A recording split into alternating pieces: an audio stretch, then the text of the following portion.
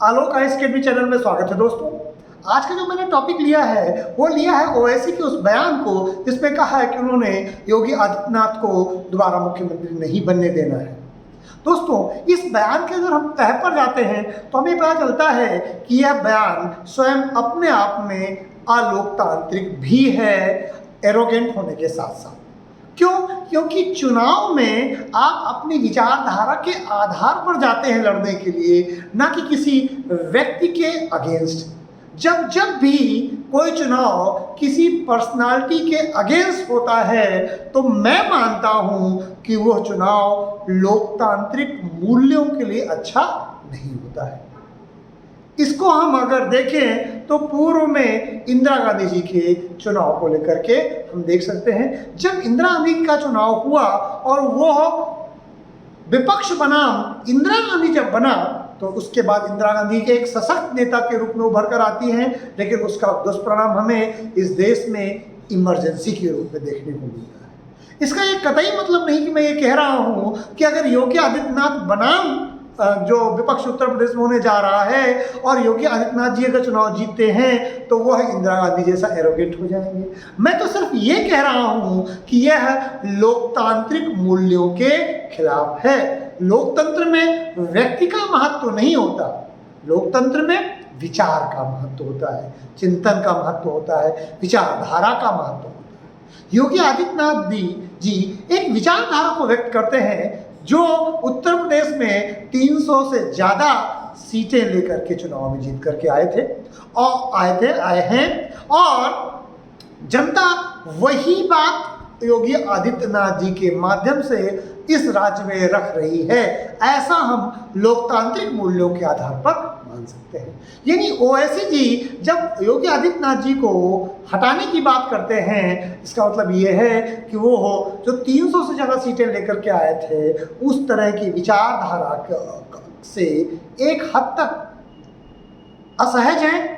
और अगर हम ये कहें कि उस विचारधारा से वो नफरत करते हैं तो ये कहना भी बहुत ज़्यादा अतिशयोक्ति नहीं है। दोस्तों, ये बात आप मान के चलिए कि जो ओवैसी का बयान है, ये बयान अब इस चुनाव की दिशा को तय करेगा। क्योंकि अभी तक जो चुनाव था वो चुनाव था बीजेपी के द्वारा किए गए 5 साल के अच्छे या कम अच्छे कार्यों को लेकर के, लेकिन अब जो चुनाव होने जा रहा है उसका आधार बिंदु ओवैसी ने बदल दिया। अब जो चुनाव होगा वो जिन्ना की याद दिलाता है। क्या ओवैसी आधुनिक मोहम्मद अली जिन्ना बनने का प्रयास कर रहे हैं? तो आपको जानकर ये आश्चर्य होगा कि उनका प्रयास चाहे जो कुछ हो पर वो आधुनिक मोहम्मद अली जिन्ना बन नहीं सकते। अब आप पूछेंगे ऐसा क्यों नहीं कर सकते? क्योंकि मोहम्मद अली जिन्ना को मोहम्मद अली जिन्ना इस देश की जनता ने नहीं, मैं इस देश की जनता की जब बात करता हूं तो बांग्लादेश और पाकिस्तान की जनता की बात भी करता हूं, क्योंकि जिन्ना स्वतंत्रता के पूर्व बने थे। तो जनता ने उन्हें जिन्ना को विघटनकारी नहीं बनाया था। कहीं न कहीं उससे ज़्यादा दोषी थी ब्रिटिश सत्ता। जिन्ना की समर्थक विचारधारा द्वितीय स्तर पर दोषी थी, लेकिन जो प्रथम स्तर पर दोषी थी वो थी ब्रिटिश सत्ता, ब्रिटिश हुकूमत, जिसने जिन्ना को ओवरहाइप किया और इसकी वजह से इस देश का, इस वसुंधरा का विभाजन हुआ।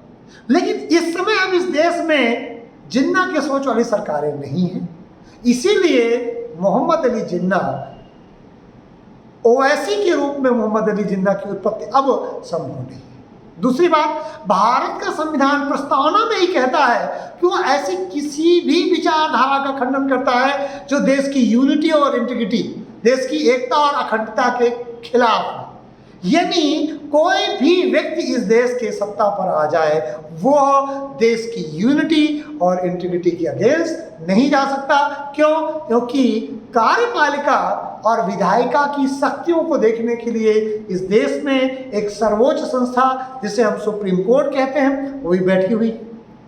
इसलिए जो भी ये वोट के लिए कुत्सित राजनीति कर रहे हैं, यह देश के जनमानस को और ज़्यादा विद्वेष भरा बनाना चाहते हैं। क्यों? क्योंकि 1947 के पूर्व में भी मोहम्मद अली जिन्ना ने अपने राजनीतिक महत्वाकांक्षाओं को पूरा करने के लिए देश के जनमानस को गंदा किया था, और क्योंकि ब्रिटिश सत्ता इस बात की समर्थक थी, इसलिए भारत का विभाजन हो पाया। अब ओवैसी जैसे लोग इस देश में विभाजन की राजनीति को नहीं खेल पाएंगे। हाँ, कुछ देर तक वो इमोशनली हमको एक दूसरे से लड़वा सकते हैं, लेकिन अब गांधी की वो बात को हमेशा याद रखना होगा जिसमें गांधी ने अंग्रेजों से कहा था कि आप हमें यूं ही छोड़कर इस देश से चले जाइए और हम जानवरों की तरह लड़ेंगे। अगर मैं कहूँ सही शब्दों में उन्होंने कहा था, हम कुत्तों की तरह लड़ेंगे और फिर विवश हो जाएंगे एक साथ रहने। तो गांधी की उक्त परिभाषा अनडिवाइडेड जो भारत था उस पर तो लागू उस बार नहीं हुई, लेकिन इस बार गांधी की वो परिभाषा को लागू होना ही होगा। या तो हम साथ रहेंगे खुशी से या फिर साथ रहेंगे नाराजगी से। लेकिन अब भारत राजनीतिक रूप से यानी पॉलिटिकली एंड ज्योग्राफिकली बटने वाला नहीं है। हमारी वसुंधरा का कोई भी विभाजन नहीं कर सकता है। इसलिए अब जो भारत देश है वो भारत देश क्या होगा? अनडिवाइडेड भारत रहेगा। बटा हुआ भारत अब इस धरती पर कभी नहीं रहने जा रहा है। जो योगी आदित्यनाथ का जी का जो चुनाव है, ओवैसी के इस बयान ने इस बात को तो आप मान के चलिए कि योगी जी के लिए एक मजबूत पृष्ठभूमि तैयार कर दी है। अब जो चुनाव होगा उसका केंद्र बिंदु विकास न होकर के ये होगा कि योगी आदित्यनाथ मुख्यमंत्री बनेंगे या डिप्टी सीएम कोई मुस्लिम बनेगा या सीएम कोई मुस्लिम बनेगा।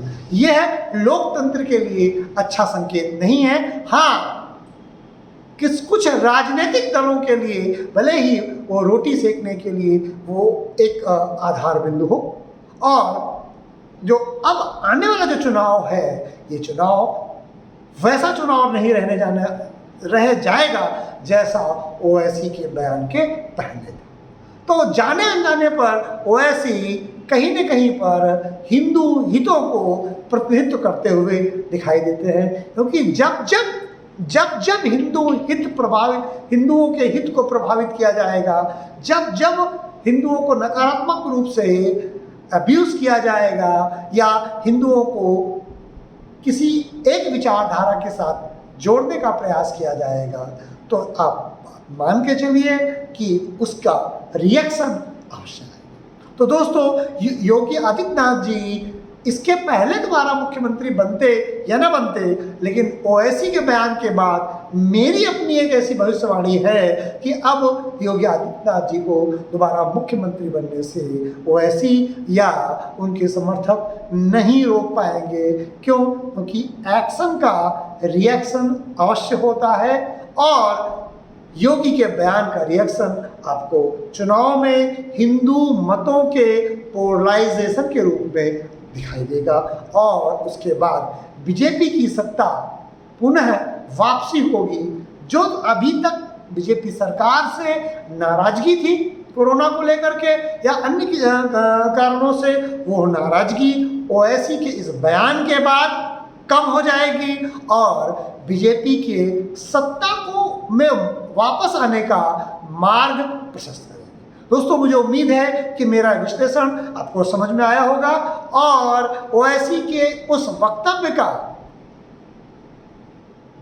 क्या प्रभाव आने वाला है उत्तर प्रदेश की राजनीतिक व्यवस्था पर, वो मैंने बताने का आपको प्रयास किया है।